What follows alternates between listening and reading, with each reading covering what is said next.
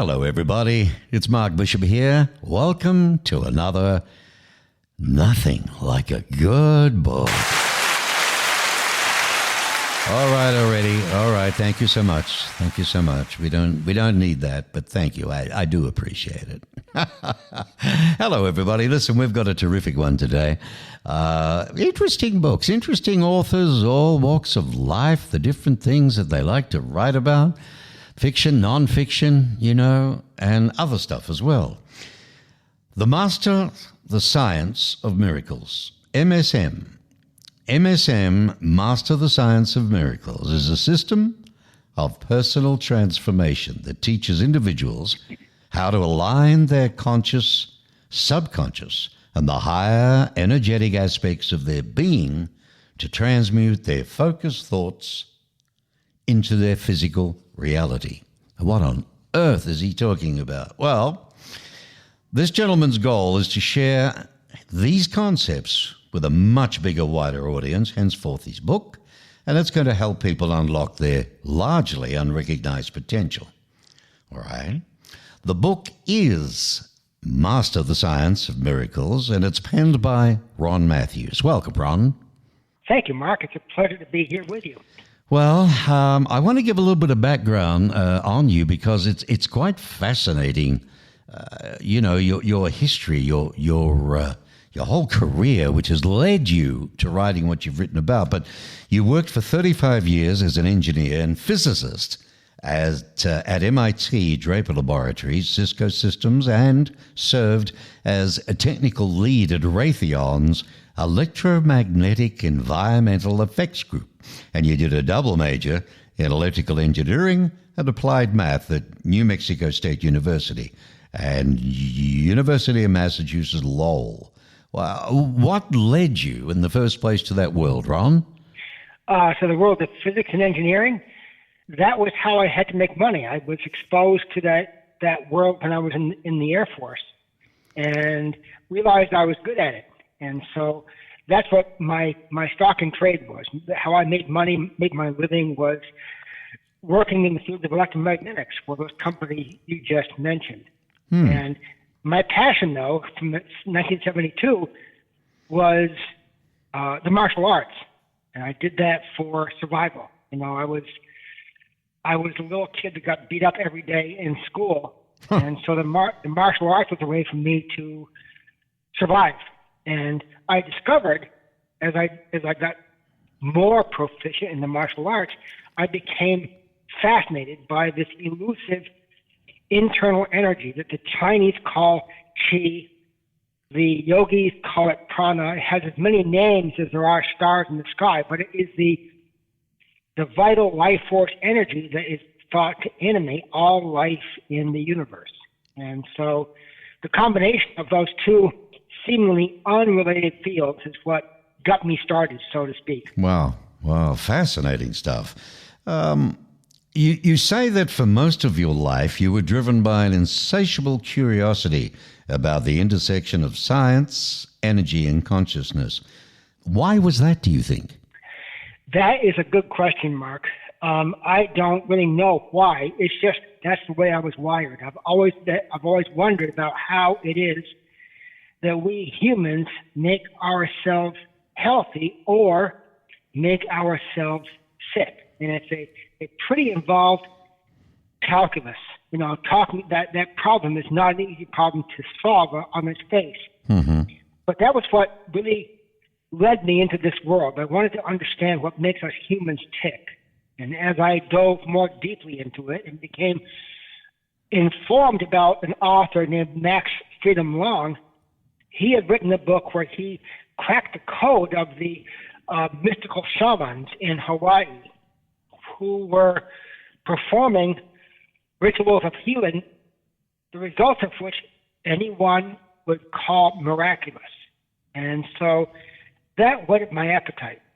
And as I began to read his book and read it and reread it, I realized that he was onto something. And as hard as I tried to follow his methods, I only had mediocre results. I wasn't getting the results that he said he had been getting, and indeed that the kahunas have been getting. So you figured, okay, well, there's got to be more to it. So what was the breakthrough then?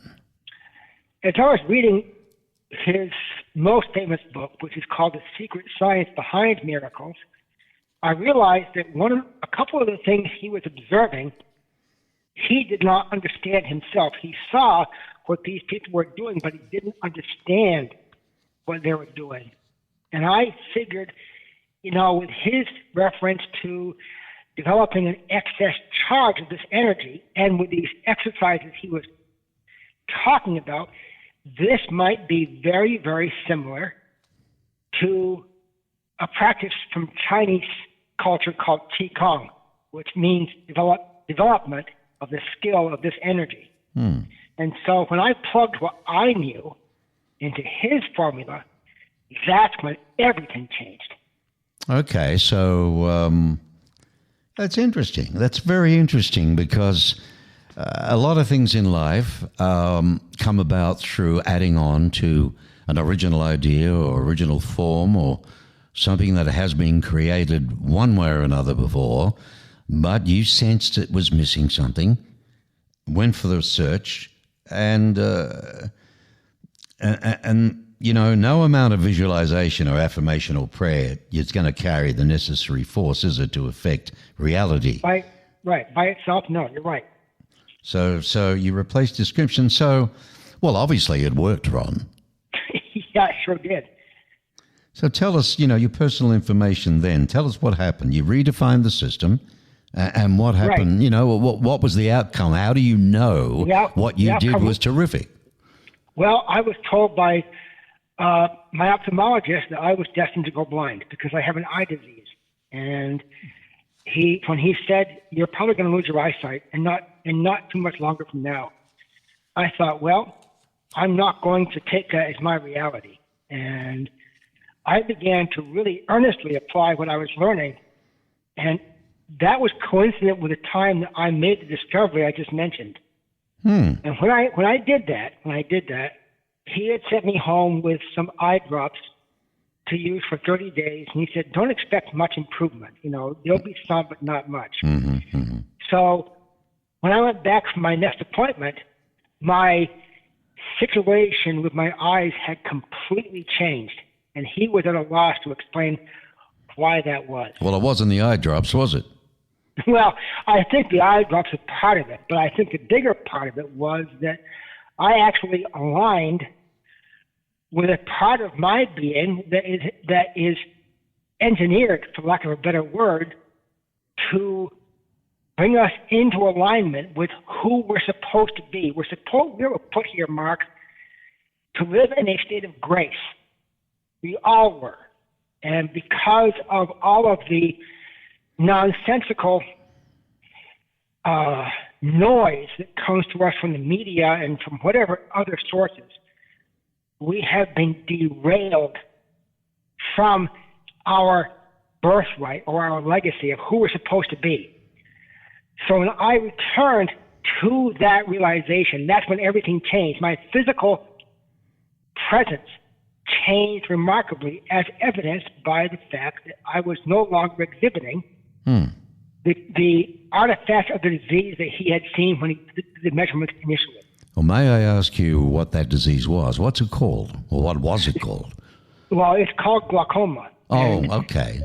Yeah, and they caught mine very late. I suddenly began to realize I couldn't see very well. I brushed it off because I was busy doing other things, and it got worse and worse. And right. So when I went in to see the doc, my intraocular pressures were 37 in one eye and 35 in the other. Now, normal range is between 11 and about 18.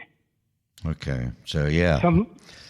Well, double what it should have been. And he had a conniption fit. He said, my God, you're in serious danger here. And so, that rather than going to panic, which would be normally what a person would do when confronted with that diagnosis, I just said, well, I think I have a way forward. I didn't say that to him. I affirmed to myself that Yes. I think I can handle this.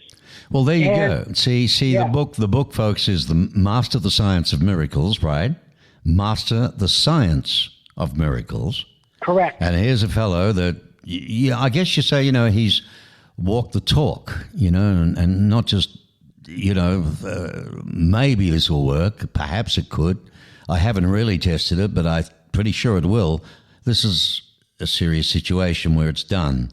So, because glaucoma is pretty well known, a lot of people get that. And just maybe this book also might be able to help them. Your personal transformation was undeniable when you look at it. You applied this system, your results skyrocketed. Then you went into manifestation of all sorts of things that became effortless. And you found yourself, operating in a state of flow that you talk about, unlike anything you'd previously experienced. Nothing was a hit or miss anymore. I guess it was, structured with what you want to do. Now, that's Ron, right? That's Ron Mathews. What about other people? Well, before I dared to publish my book, I had written it. I chronicled everything I had done. Before I dared to publish it, I thought to myself, my gosh, I've got to bring a bunch of people through this system to make sure that it's not a fluke. If it's just me, then that's a one-off. And that's not evidence. That's just a one-off. So I brought about 20 people through, and all of them who actually did the work, because there is work to do in the Master of the Science of Miracle system. Mm-hmm. It's not wishful thinking. There are things you have to do.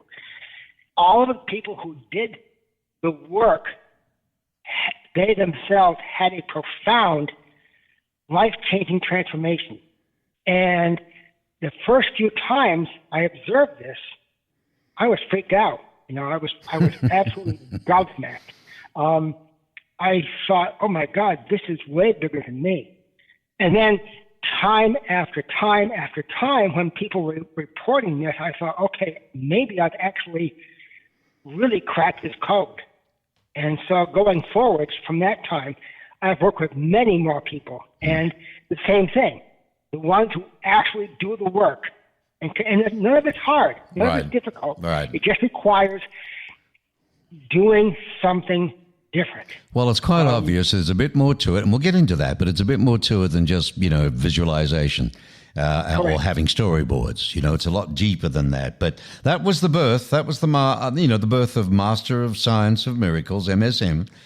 You had distilled the essential principles of energy cultivation, subconscious programming, and transcendent self-connection. Step-by-step methodology that anybody could apply. So, my obvious question is next. Oh, by the way, folks, you're listening to, in case you've just tuned in, Ron Mathews is the author. The book is Master the Science of Miracles, just coming out. It's going to be a ripper. And you might be able to heal something. Trust me on this. What about the law of attraction? Oh, the law of attraction is a very misunderstood discipline. And the movie The Secret didn't do it any favors. No, in a lot of ways, it's a lot of crap. I understand. So many people, and my peer, the Australian producer of it, who I happen to know, did a darn good job producing the movie, but there was so much missing from a point of view of. It's just its timing was right. That's about it. But boy, when you look at your stuff, right. There's nothing like it. Yeah. Well, I looked at the law of attraction, and several other systems that are out there are all excellent. But they're all incomplete in my estimation. And it occurred to me early on that these things may have been intended originally to be all part of one holistic system, but they were busted up for God knows what reason. The law of attraction by itself is completely cerebral. The idea is that you visualize what you want and you'll get it. And that isn't how it works. And the reason that's not how it works is because of the fact that when you begin to make a move toward a change in your life, you're going to get resistance from your internal programming, which you received from birth. And because it went in very, very deeply into your subconscious, you accept them as being your beliefs and values, and you don't even know that they're there.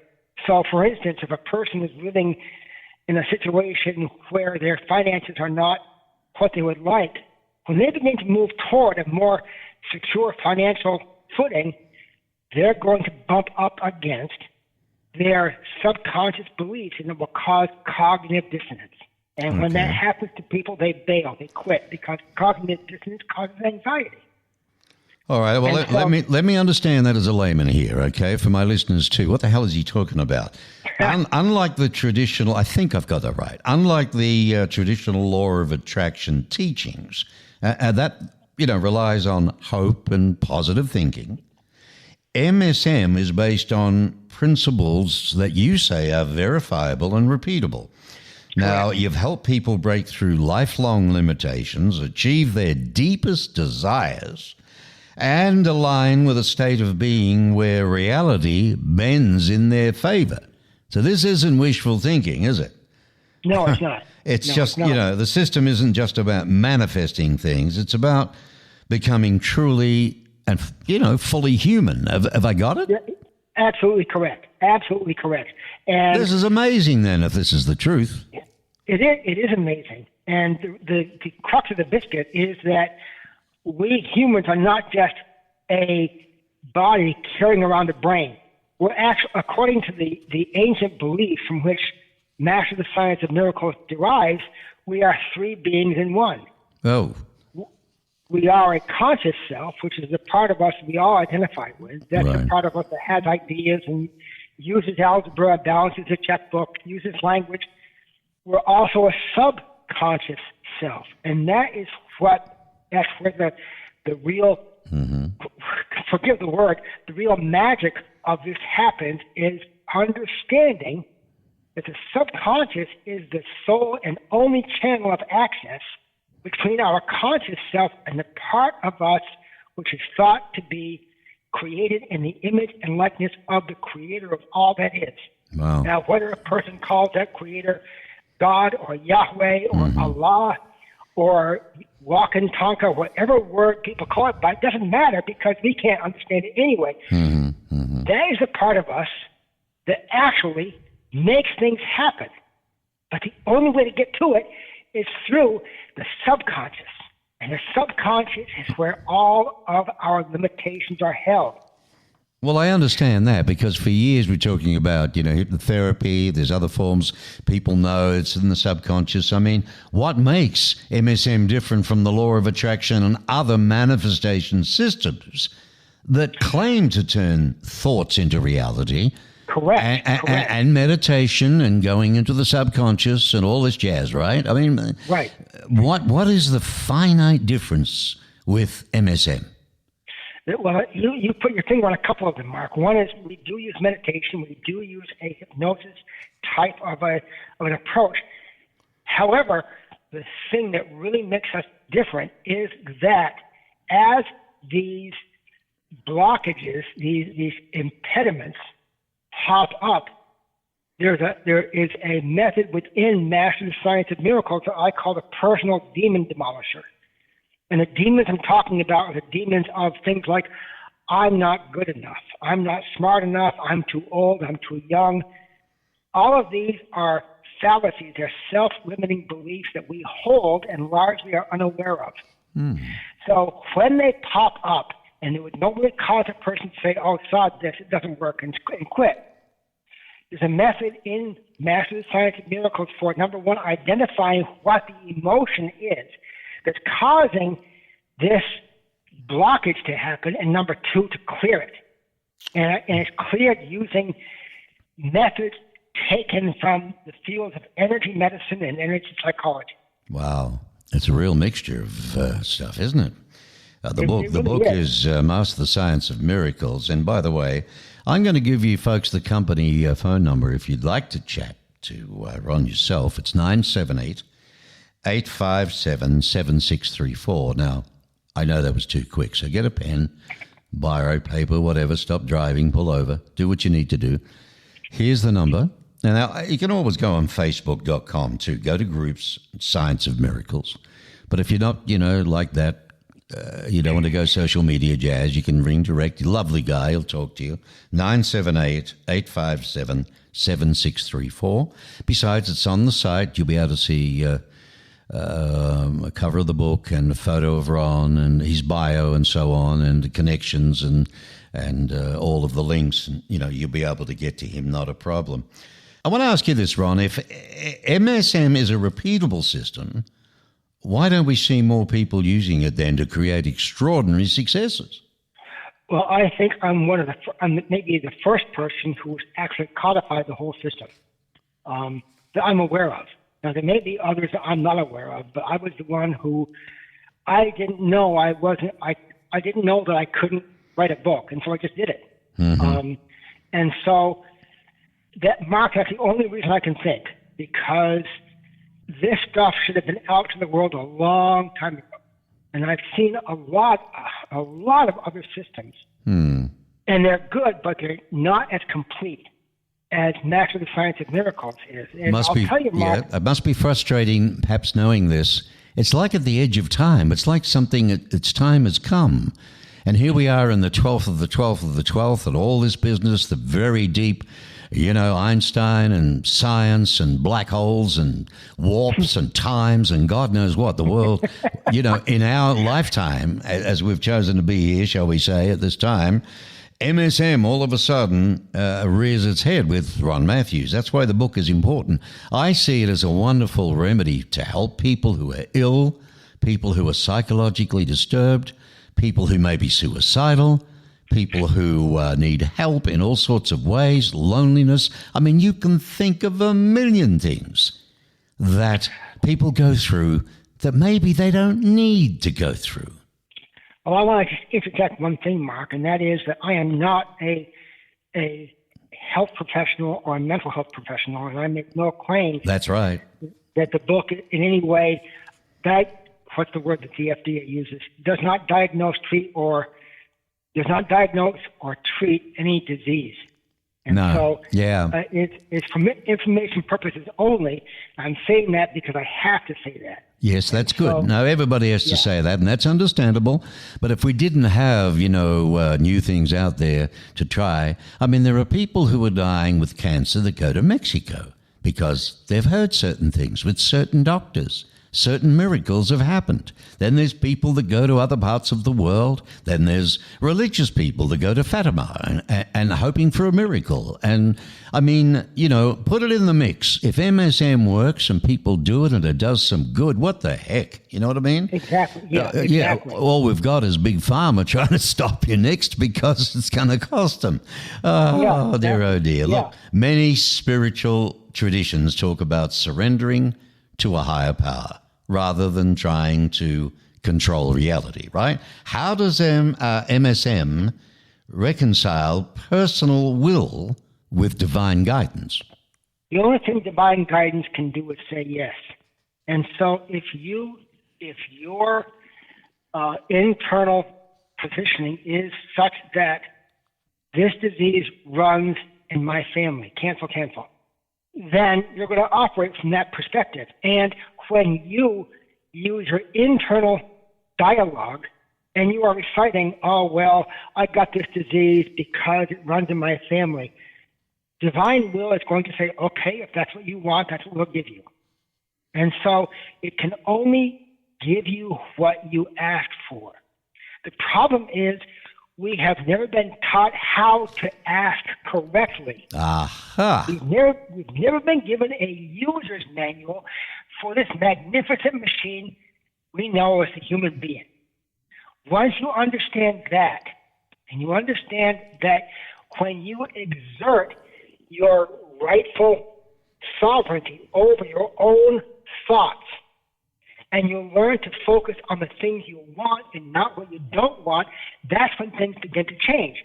And what I mean by focusing on what you don't want, remember a moment ago, Mark, I said that the subconscious is the sole channel through which our ideas, our desires can be sent to our high self, or as I call it, our transcendent self. Our subconscious does a lousy job of processing a negative.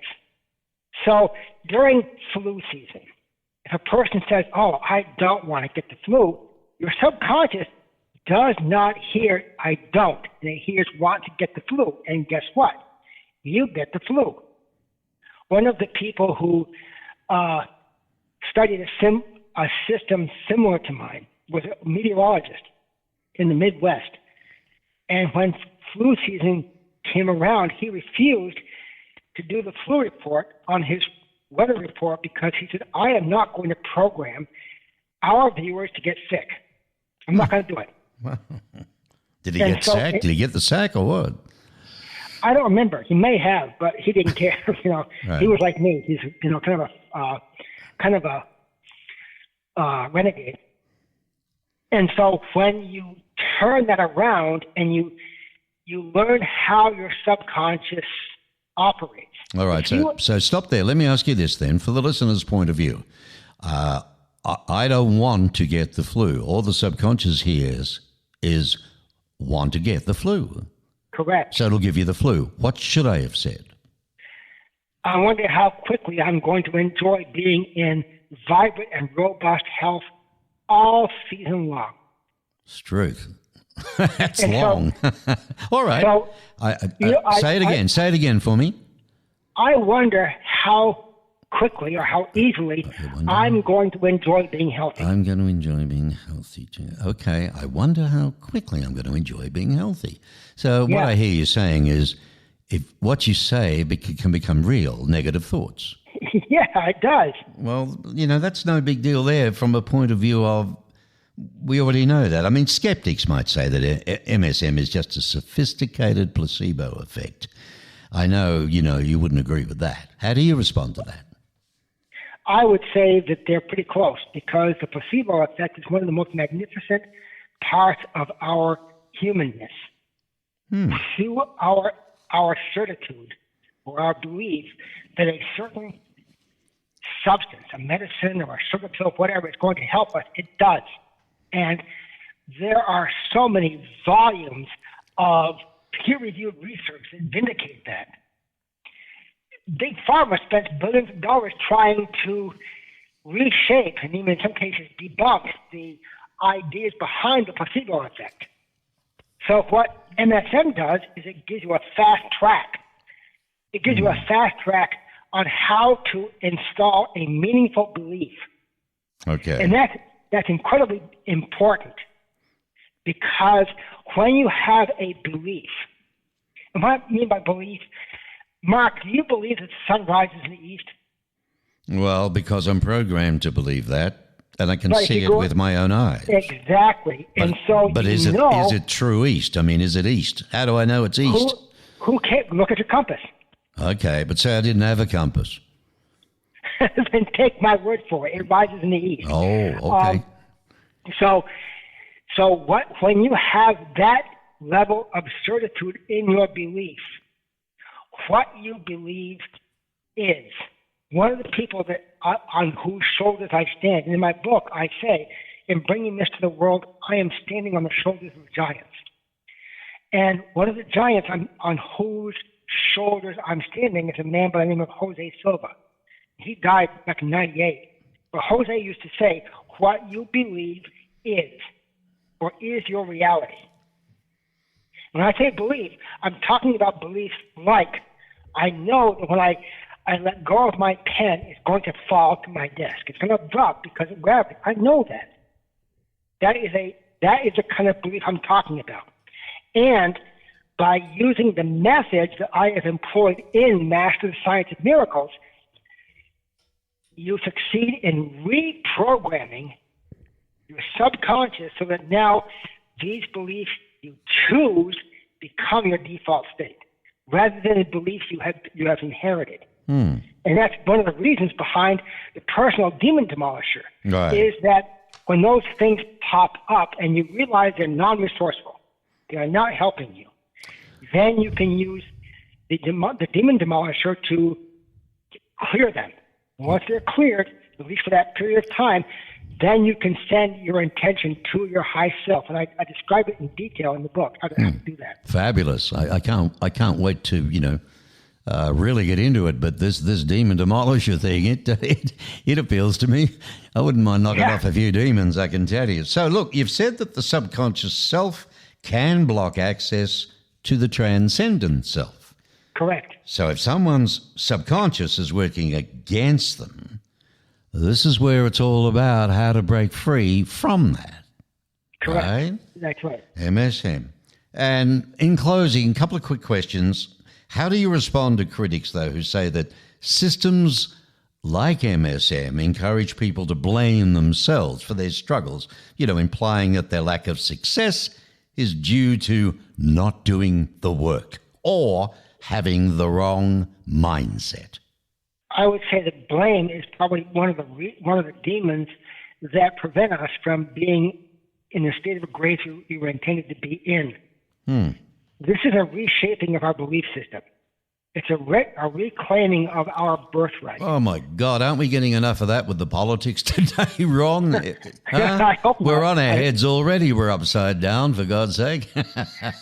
Right. And so ask yourself, what is the result of all this programming I am receiving? Is it helping you or not? If it's not, do something else. Right. If you're doing something and it's not working, for God's sake, do something else. Definition of insanity is doing the same thing over and over again and expecting a different result. Well, Ron Mathews, finally, what's the ultimate goal of MSM? Is it about material success, spiritual enlightenment, or something else entirely? It's about becoming truly and completely human. And what I mean by that is that when you learn how to reunite with that part of you that is divine, everything else takes care of itself. That sort of makes sense because, if we're to different theories and so on, and I'm sort of think this way now that we choose our life, and we come down, and Earth is nothing but a down school. And, That's right. And you've got to, learn a lot of stuff. It's all based on emotions. And we come in pure. We're babies. And everything else from then on is programmed, isn't it? It sure is. Yes, it is. So we take it all in. Well, Ron, it's been an absolute fascinating introduction to MSM. When is the book released? Where's it going to be sold, by the way? It's going to be sold on Amazon. It's released on April 15th. And I want to back up just for 1 second. The Facebook group is Science of Miracles Community. Okay, say that again slowly. On Facebook, the group on Facebook is Science of Miracles Community. Science of Miracles Community. Correct. On Facebook. Okay. Now, in the interim, this interview can be heard as many times as you want on popular podcast platforms out there, which includes iHeartRadio and Spotify and so on. But you could get it directly on markbishopmedia.com. And when you go to that, it's the third tab where all the shows are there. Scroll down to Nothing Like a Good Book. I'm in the middle of getting a brand new site done for Nothing Like a Good Book, because I've had so much response from authors and from people listening who really enjoy it. It's got to be separate and on its own, and we're going to expand there and do a lot more, and I'm looking forward to that. And but you can see Ron and listen to the interview and read his bio, and there's also the whole audio is there for you to go over it at your leisure. To be able to listen to it in a bubble bath or walking the dog or relaxing with a cigar, whatever you like to do, Ron, it's been a pleasure. I wish you all the best in the world with this. Mark, thank you so much. Thank you so much for having me on. Oh, you're most welcome. It's been exhilarating. I've enjoyed it. Thank you. Thank you as well.